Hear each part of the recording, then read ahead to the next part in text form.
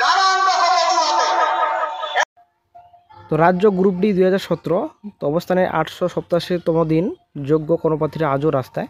সুবিচারের আশায় আরও একবার আপনার কৃপাদৃষ্টি চাইছি। তো আপনার দপ্তরে নিয়ন্ত্রণাধীন রাজ্য গ্রুপ ডি বঞ্চিত কর্মপ্রার্থীরা শহীদ মাতঙ্গিনী হাজরা মূর্তি পাদদেশে 887তম দিন ধর্ণা কর্মসূচির মাধ্যমে ন্যায্য চাকরির দাবি জানিয়ে আসছি। আজও অসহায় মুখ্য সচিব সাক্ষাৎ কিংবা আপনাকে ডেপুটেশনের মাধ্যমে এ যাবৎ অবগত করছি, মাননীয় আর কতদিন লিখিত ও মৌখিক পরীক্ষায় উত্তীর্ণ বঞ্চিত চাকরি প্রার্থীদের সুনিশ্চিত চাকরিকরণে আপনার কৃপাদৃষ্টি আকর্ষণ করছি। তো বিধানসভা বাজেটের আগে এক করুণ আরতি। তো বন্ধুরা, ডব্লিউবি জিডিআরবি আশা করি আপনারা জানেন 2017 সালে কিন্তু নিয়োগের বিজ্ঞপ্তি প্রকাশিত করে, তো এখানে 60,000 কিন্তু নিয়োগের কথা বলেছিল। তো ধাপে ধাপে নিয়োগ করা হবে, সেটা কিন্তু তারপর সিদ্ধান্ত নিল। তো প্রথমে 6,000 গ্রুপ ডি নিল। তো 6,000 গ্রুপ ডি নেওয়ার পর কিন্তু সম্পূর্ণ প্রসেস কমপ্লিট হয়। সম্পূর্ণ প্রসেস কমপ্লিট হওয়ার পর তারপর কিছু টোটাল 600-র কাছাকাছি কিন্তু এখনও নন জয়েনিংয়ে রয়েছে। তো মেরিট লিস্ট সম্পূর্ণ প্রকাশিত হয়েছে, তাদের নামও রয়েছে, কিন্তু কোনো রকম জয়েনিং করাচ্ছে না বর্তমানে।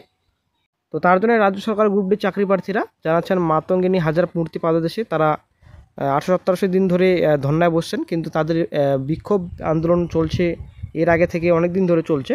দুটি দলের দাবি একটাই, তা হলো অবিলম্বে নিয়োগ। এই দাবিতে ধর্মতলায় গান্ধী মূর্তি পাদদেশে বসে থাকা নবম দশ দ্বাদশের চাকরি প্রার্থীদের অবস্থান 1000 দিন পূর্ণ হয়েছে আগেই। আজ শনিবার মাতঙ্গিনী হাজার মূর্তি পাদদেশে 887 দিন পড়ছে রাজ্য সরকার গ্রুপ ডি চাকরি প্রার্থীদের ধর্না অবস্থানে। তো আন্দোলনকারীরা জানাচ্ছেন এই উপলক্ষে তারা ধর্না মঞ্চে প্রতিটি ফাঁসির মঞ্চ তৈরি করছেন। চাকরি প্রার্থীদের তরফে আশিস খামরুই বলেন, মুখ্যমন্ত্রীর নিজস্ব দপ্তরে চাকরি প্রার্থীদের করুণ অবস্থা তুলে ধরবে এই ফাঁসির মঞ্চ। আমাদের প্রশ্ন, তার দপ্তরে চাকরি প্রার্থীদের কি শেষ পর্যন্ত এই পরিণতি হবে? এর পাশাপাশি আমরা রাজ্যপালকে স্মারকলিপিও দেব। রাজ্য সরকারের গ্রুপ ডি চাকরি প্রার্থীরা জানাচ্ছেন মাতঙ্গিনী হাজরার মূর্তি পাদদেশে তারা 887 দিন ধরে বসে আছেন, কিন্তু তাদের বিক্ষোভ আন্দোলন চলছে আরও আগে থেকে। 16 সালে বিধানসভা নির্বাচনের মুখে মুখ্যমন্ত্রী মমতা বন্দ্যোপাধ্যায় জানিয়েছিলেন গ্রুপ ডিতে প্রায় 60,000 কর্মী নিয়োগ করা হবে। সেই মতো 2017 সালে 6,000 শূন্যপদে বিজ্ঞপ্তি দেওয়া হয়। আবেদন করেছিলেন 25 লক্ষ প্রার্থী, তাদের মধ্যে পরীক্ষা বসেছিলেন 19 লক্ষ, পাস করেছিলেন 18,000-এর মতো আবেদনকারী।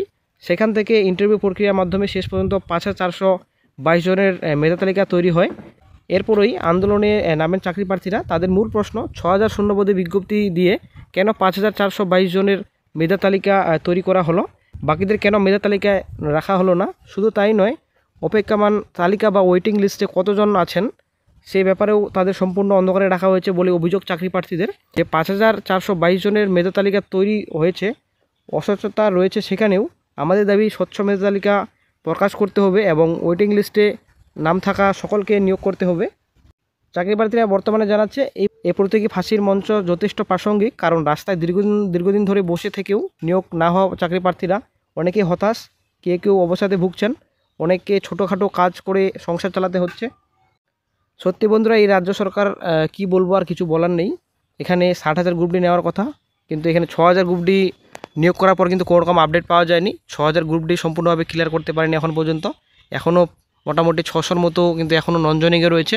আরও বলছে মোটামুটি 10 লক্ষর মতো চাকরি হবে, 10 লক্ষ এখনও ফাঁকা রয়েছে, শূন্যপদ খালি রয়েছে। বন্ধুরা, এদের কেন নিয়োগ করছে না সেটাই কিন্তু ব্যাপার। অবশ্যই বন্ধুরা, নিয়োগ করা দরকার খুব শীঘ্রই। তো অবশ্যই রাজ্য সরকারকে এই বিষয়ে দেখা উচিত। ডব্লিউবি জিডিআরবি অবশ্যই অনেক দিন ধরে কিন্তু ঝুলে রয়েছে, তো এই বিষয়ে কিন্তু রাজ্য সরকারকে অবশ্যই ভাবা উচিত। তো দেখা যাক কি গুরুত্বপূর্ণ আপডেট কয়েকদিনের মধ্যে পাওয়া যায়। তো রাজ্য সরকার কি বলছেন এই বিষয়ে। তো বিধানসভা বাজেট পেশের আগে যদি কোনো কিছু একটা আপডেট পাওয়া যায়, তো দেখা যাক কি গুরুত্বপূর্ণ আপডেট পাওয়া যায়।